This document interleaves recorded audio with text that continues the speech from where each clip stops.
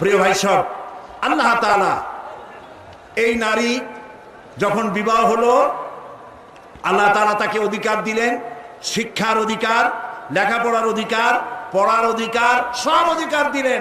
এরপরে দিলেন তাকে মা বানায় দিলেন। কদিন পরে কি হয়ে গেল? মা হয়ে গেল। সুবহানাল্লাহ। এখন কিন্তু ইজ্জত আরো বাড়লো। মা হওয়ার পর ইজ্জত কি হইল? আরো বেড়ে গেল।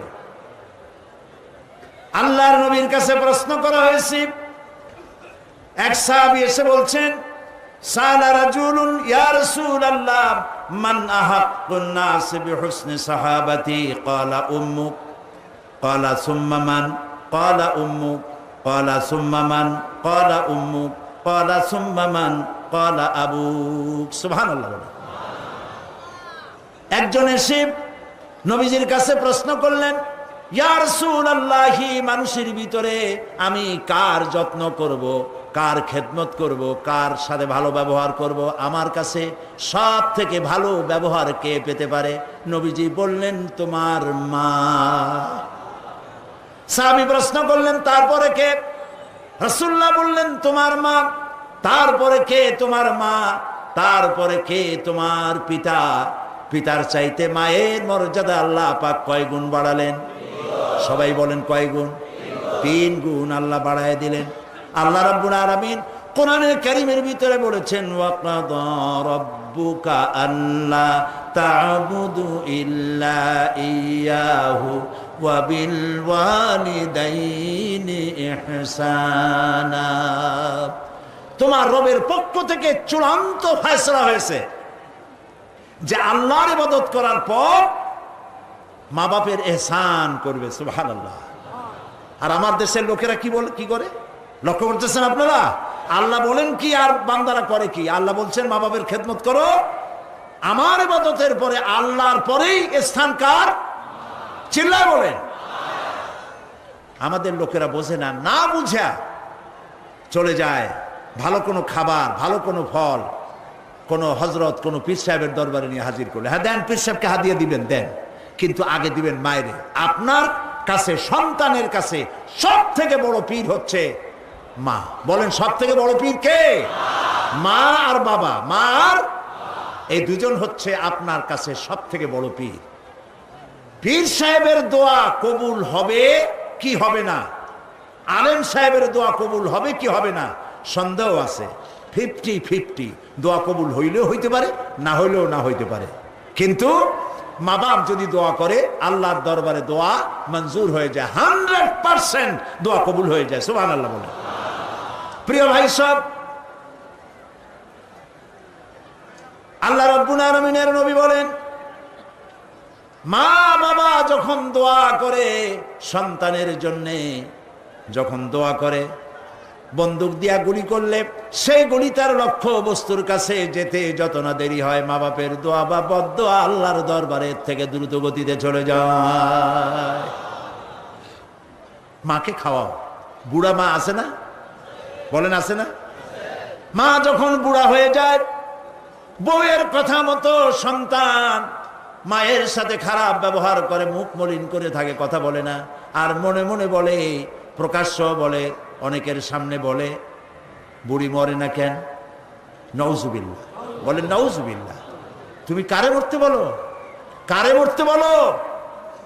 তোমার মা, তোমার যখন অসুখ হয়েছে, যত্ন করেছি, বুকের সাথে আগলায় ধরেছে, সারা রাত শিয়রে বসে বসে, বিদ্যুৎ ছিল না ঘরে, কেরোসিনের ল্যাম্প জ্বালায়া, চেরাগ জ্বালায়া কোরআন শরীফ তেলাওয়াত করেছে। আর শেষ রাতি 2খানা হাত রব্বুল আলামিনের দরবারে তুলে দিয়ে কেঁদেছে, রব্বুল আলামিন, আমার বাঁচাধনকে আমার জীবনের বিনিময় আল্লাহ তুমি বাঁচাইয়া দাও। যে মা বললেন, আমার জীবনের বিনিময় আমার ছেলে তুমি বাঁচাও, মেয়েরে বাঁচাও, সেই ছেলে বড় হইয়া বউয়ের পাগল হইয়া বলে, বুড়ি মরে না কেন? নাউজুবিল্লাহ, নাউজুবিল্লাহ। মাকে সম্মান করুন, মাকে ভালোবাসুন। আল্লাহ রাব্বুল আলামিন বলেন, ওয়াওয়াসাইনাল ইনসানা বিওয়ালিদাইহি ইহসানা হামালাতুহু كرها ووضعته كرها وحمله وفصاله 30 شهرا। আমি সমগ্র মানব গোষ্ঠীকে উপদেশ দিচ্ছি, তোমরা তোমাদের ওসিয়ত করছি, তোমরা তোমাদের মা বাপকে সম্মান করো। তোমার মা তোমাকে গর্ভধারণ করেছে অত্যন্ত কষ্টের সাথে, ডেলিভারি করেছে অত্যন্ত কষ্টের সাথে, আর 30টা মাস বুকের দুধ দিয়ে তোমারে মানুষ করছে। সুবহানাল্লাহ, সুবহানাল্লাহ। প্রিয় ভাই সব, মা বাপ যদি হাত তোলে, চোখ দিয়া পানি পড়ে, দোয়া কবুল হয়ে যাবে। সুবহানাল্লাহ। এই যে হযরত বাইজিদ বুস্তামি রহমতুল্লাহ আলাইহের এই দরগায় আপনারা যান। হযরত বাইজিদ বুস্তামি যখন ছোট্ট ছিলেন, তার মা অসুস্থ, গভীর রাত্রে মা জেগে বলছে, বাবা আমি তো পানির পিপাসায় শেষ হয়ে যাচ্ছি, একটু পানি পান করাও। বাচ্চা দেখলেন ঘরের মধ্যে পানি নাই, বাইরে কোথাও থেকে পানি জোগাড় করলেন, এসে দেখেন মা ঘুমায় গেছে। শীতের রাত, বাচ্চা দাঁড়ায় আছে পানি নিয়ে। ফজরের সময় মায়ের ঘুম ভেঙেছে, তাকিয়ে দেখে বাইজিদ দাঁড়ানো। বাইজিদ তুমি দাঁড়ানো কেন, কাঁপতেছো কেন? ছেলে বলছে, মা আপনি পানি চাইছিলেন। তা পানি চাইছিলাম, তা কি হয়েছে? তা আমি তো ঘরে পানি পাইনি, দূরে গিয়ে পানি আনছি, আনি দেখে আপনি ঘুমাই গেছেন, আমারই উঠাও নাই কেন? আপনার ঘুমের ক্ষতি হবে। তা তুমি নিজে ঘুমাও নাই কেন? এই জন্য যে আপনি জায়গায় যদি আবার পানি চান আর সময় মতো না দিতে পারি, তাহলে তো আপনার কষ্ট হবে। সেই জন্য মা আমি দাঁড়ায় রয়েছি, আপনি পানি খাবেন, সেই পানি নিয়ে। বাইজিদের মা হযরত বাইজিদকে বিছানার উপরে আরাম করে শোয়াই দিয়া উজু করে নিজে নামাজ পড়লেন। নামাজ আদায় করে দুইখানা হাত আল্লাহর দরবারে তুলে ধরে বলেন, রব্বুল আলামিন, আমি বাইজিদের মা, আমার ছোট্ট বাইজিদ আমার জন্য যে কষ্ট করেছে আজ, তার এই কষ্ট দেখে আমার কলিজা ঠান্ডা হয়ে গেছে। আমি মা হয়ে আমার বাইজিদের জন্য দোয়া করি, রব্বুল আলামিন আমার বাইজিদকে তুমি সুলতানুল আরিফিন বানায়া দাও। দোয়া মঞ্জুর হয়েছে না হয় নাই? সুবহানাল্লাহ। প্রিয় ভাই সব, এই জন্য মা বাপকে সম্মান করতে হবে, মহব্বত করতে হবে এবং তাদের জন্য দোয়া করতে হবে। দোয়াটা আল্লাহ শিখাই দিয়েছেন। এমনকি মা বাবার সামনে চোখ মোটা করে কথা বলবে না, চোখ মোটা করে মা বাবার সামনে কথা বলবে না। আল্লাহ ইচ্ছা করলে চোখ অন্ধ করে দিতে পারেন। পীরের সামনে যত গিয়ে মহব্বত করে ঘাড় কাট করে বসো, তোমার বড় পীর, তোমার মা, তোমার বাবা, তাদেরকে শ্রদ্ধা করো, সম্মান করো, কলজা দিয়ে মহব্বত করো। মা বাপকে একটা কথা বিশ্বাস করুন, মনে রাখেন, মা বাপকে যে যত বেশি সম্মান করবে, মহব্বত করবে, মর্যাদা দেবে, তার জীবনে সম্মানের আর রুজির কোনো অভাব হবে না, হবে না, হবে না। আল্লাহ তাআলা বাড়ায় দেবেন। সুবহানাল্লাহ। আল্লাহ দোয়া শিখাই দিচ্ছেন, বান্দারে মা বাবার সামনে শক্ত করে কথা কইস না, ওয়াকুল লাহুমা কাওলান কারীমা, মা বাবার সাথে সম্মান সূচক কথা বলো আর আমার কাছে দোয়া করো। কি বলে?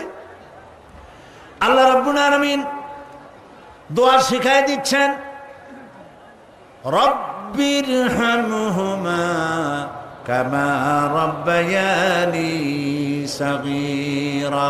সবাই পড়েন, রব্বিরহামহুমা কামা রাব্বায়ানি সাগীরা। আবার পড়েন, রব্বিরহামহুমা কামা রাব্বায়ানি সাগীরা। আল্লাহ তাআলা শিখাই দিলেন, বান্দারে দোয়া কর, আয় আমার রব, আমার মা বাপ আমাকে যেমন ছোটবেলায় স্নেহের কোলে লালন পালন করেছে, মাবুদ গো তুমি আমার মা বাপকে সেইভাবে তোমার রহমত কোলে লালন পালন করো। আল্লাহ দোয়া শিখাই দিচ্ছেন। এই দোয়া প্রত্যেক নামাজের পর আপনারা পড়বেন। মনে থাকবে ভাই? জোরে বলেন, মনে থাকবে? আল্লাহ যেন আমাদেরকে মনে রাখান, আমরা বলি আমিন। প্রিয় ভাই সব, মা হিসাবে আল্লাহ তাআলা এই মর্যাদা বৃদ্ধি করে দিলেন।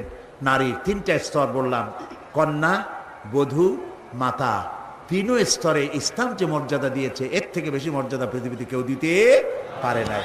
এখন এই নারীদেরকে যাদের এত মর্যাদা আল্লাহ দিলেন, মর্যাদা তো এত বাড়াই দিলেন, সন্তানের জান্নাত মায়ের পায়ের তলে ঢুকাই দিলেন। সুবহানাল্লাহ বলেন, সুবহানাল্লাহ বলবেন না?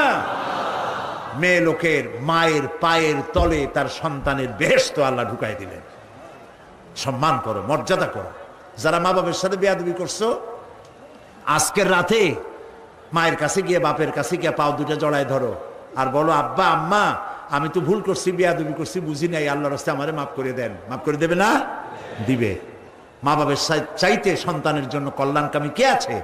বউর কথা মতো খবরদার কখনো মা বাবার সাথে নাফরমানি করবেন না। মনে থাকবে? মনে থাকবে? আল্লাহ তাআলা মনে রাখার তৌফিক দিক। আমরা বলি আমিন।